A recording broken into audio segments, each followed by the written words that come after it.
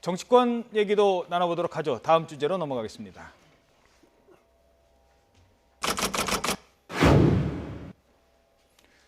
어제 열린 민주당 호남 경선에서 예상대로 문재인 전 대표가 첫 승기를 잡았습니다. 먼저 어제 1차 경선이 끝난 뒤 후보별 소감 발표를 듣고 얘기 나눠가도록 하겠습니다.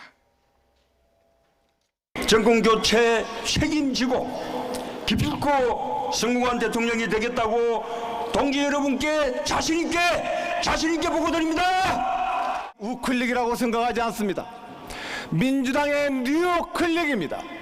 조한이정에게 2017년 기회를 만들어 주시겠습니까?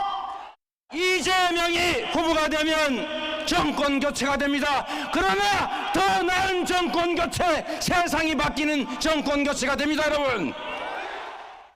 네, 사실 문 전 대표의 승리는 예상을 했었고요. 그렇습니다.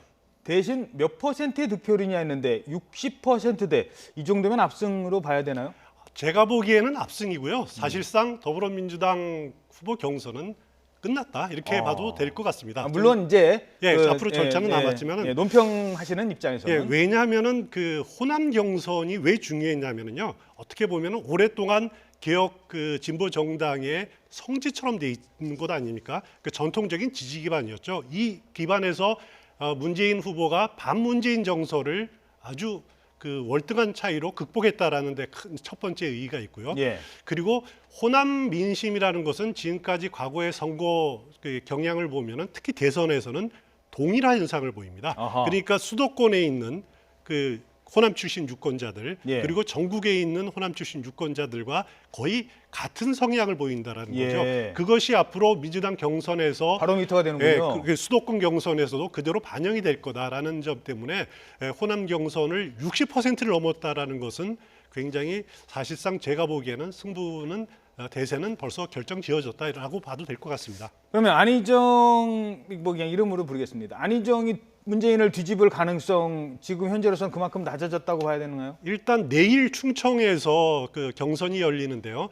여기서 보셔야 될 것이 충청의 선거인단이 지금 대략 한 13만 명입니다. 어제 그런데 광주의 투표율이 한 56% 정도 됐거든요. 만약에 지금 그걸 비슷하게 적용을 한다라면 충청에서 한 7만 명 정도가 투표를 했다. 예. 만약에 7만 명이 전부 다 100% 안희정 후보를 찍는다 그래도 그 차이가 벌써 10만 표 넘게 10만 표 정도 벌어져 있기 때문에 예. 만회할 수가 없습니다. 만회할 수 없는 상황이기 때문에 충청에서 안희정 지사가 문재인 지사를 역전하는 경우는 사실상 불가능하다라고 보시면 될 것 같습니다. 예. 또 이재명 시장이 19.6%, 3위입니다만 꽤 선전을 했어요. 그렇습니다. 지금 각종 여론조사를 보면은 안희정 지사와 이재명 성남시장이 오차 범위 내에서 2, 3위였거든요. 그렇지만은 어제는 거의 동률이라 마찬가지인 2, 3위라고 봤을 때는 호남 민심이 어떻게 보면은 이재명 시장의 선명성 그리고 적폐청산을 주장하는 그런 정치 구호를 받아들였다. 그만큼 정권 교체를 바라는 그런 마음들이 더 강하지 않느냐라는 생각을 해볼 수 있습니다. 예. 자, 이러면서 이제 5월 9일 장미 대선까지는 42일 남았습니다. 각 당마다 이번 주면 대선 후보의 최종 윤곽이 드러날 것으로 전망됩니다. 지금까지 판세가 어떻게 흘러왔는지 장민정 앵커가 정리해드리겠습니다. 오늘을 시작으로 이번 주 각 당의 대선 후보 윤곽이 어느 정도 드러납니다. 그래서 정치권에선 이번 주를 슈퍼 위크라 부르는데요. 당 경선이라는 예선전을 딛고 본선 무대에 올라올 후보는 누굴까요? 지금부터 각 정당의 경선 일정과 판세 살펴봅니다. 더불어민주당은 4개 권역 순회 경선을 거쳐 다음 달 3일 대선 후보를 확정합니다. 다만 과반 득표자가 나오지 않으면 결선 투표를 거쳐야 하는데요. 그렇게 되면 후보 확정은 다음 달 8일로 미뤄집니다. 어제는 호남 경선을 치렀습니다.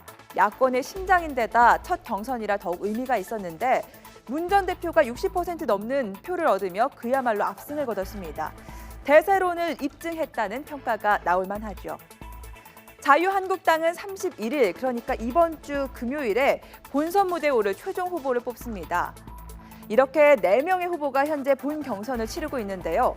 1, 2차 예비 경선 결과로 보나 그동안의 여론조사 결과로 보나 홍준표 지사가 앞서고 있는 모습입니다. 국민의당은 다음 달 4일 후보를 확정짓는데요. 결선 투표로 가게 된다면 6일로 연기됩니다. 안철수, 손학규, 박주선 세 후보가 뛰고 있는데 호남 경선에서 안 전 대표가 압승을 거두면서 유리한 고지를 선점했습니다. 오늘 부산, 울산, 경남 경선에서도 안철수 바람을 이어갈지 지켜봐야겠습니다. 바른정당은 바로 오늘 대선 후보를 확정짓습니다. 현재 경선을 진행하고 있는 4개 정당 가운데 가장 이르죠. 유승민의 굳히기냐, 남경필의 뒤집기냐는 뚜껑을 열어봐야 알겠지만 앞선 4차례의 정책평가단 투표에서 모조리 이긴 유승민 의원이 승기를 잡은 모양새입니다. 네, 30초 드리겠습니다. 시간이 없어서. 네. 막판 변수, 앞으로 남은 기간 어떤 게 있을까요? 제일 중요한 거는 각 당 후보들이 결정된 다음에 문재인 후보의 지지도가 어느 정도냐입니다. 만약에 안희정 후보, 이재명 후보의 지지표를 흡수하지 못한다라면은 대선판이 굉장히 요동을 칠 가능성이 있습니다. 그러면은 그 반사 이익을 안철수 후보가 받을 수도 있고요. 아니면은 그 보수 후보가 받을 수도 있기 때문에 과연 문재인 대세론이 어느 정도까지 유지되느냐, 후보가 결정된 이후에 첫 번째, 두 번째 나오는 여론조사가 굉장히 중요할 겁니다. 알겠습니다. 네, 지금까지 손정혜 변호사 그리고 추은호 YTN 해설위원과 함께 관련 이슈 살펴봤습니다. 고맙습니다.